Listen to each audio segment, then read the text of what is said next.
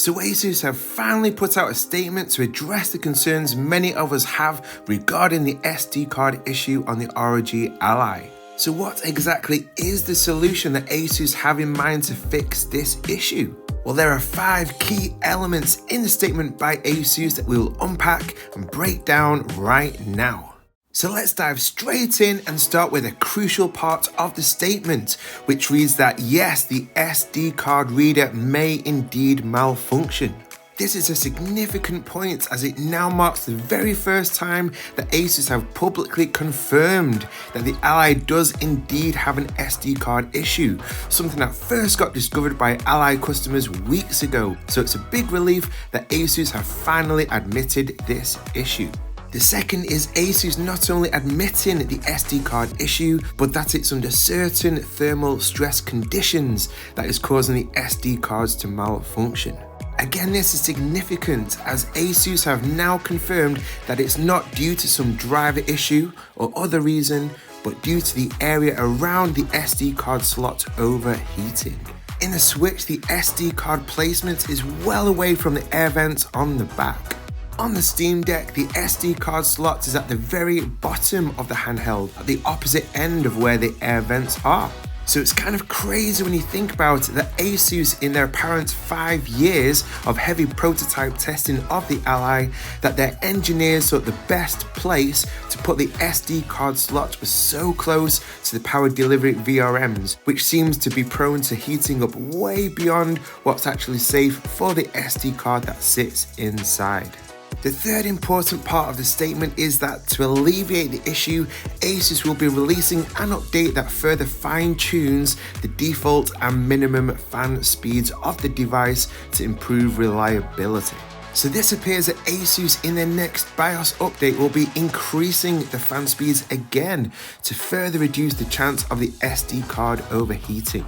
In the BIOS 322 comparison video right here on the channel, I was pretty taken aback by just how much louder the fan noise increased by compared to BIOS 319.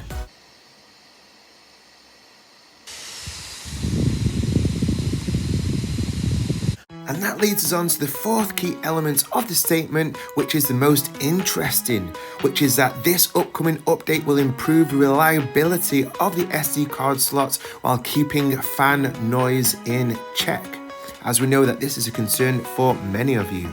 It's a very delicate balance to increase fan speed to cool the SD card slots area, whilst at the same time being able to keep the noise generated by the fans in check, as Asus puts it. And it'll be fascinating to see exactly how they'll be able to pull this off.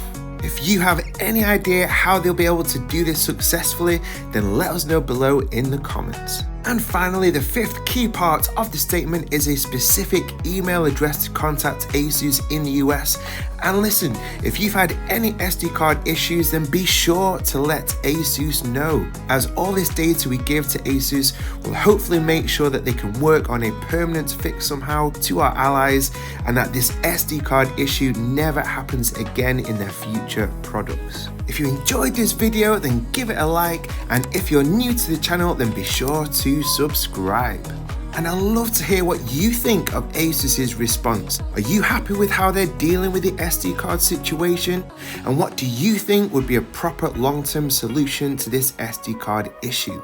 There may be some of you who think that Asus need to make the drastic step of recalling all allies perhaps. And as a little extra bonus for watching right to the end of the video, I'd love to share this awesome quote. Don't let anyone rent a space in your head unless they're a good tenant. Life is too short to stress and worry about those people who have hurt us or let us down, so stay encouraged today, guys. And check this video out if you'd like to see how the Lightme Fantasy 3 backlit TV kit creates an incredible level of immersion when used with the Ally. You guys rock, and I appreciate every single one of you for watching, and I'll see you in the next one.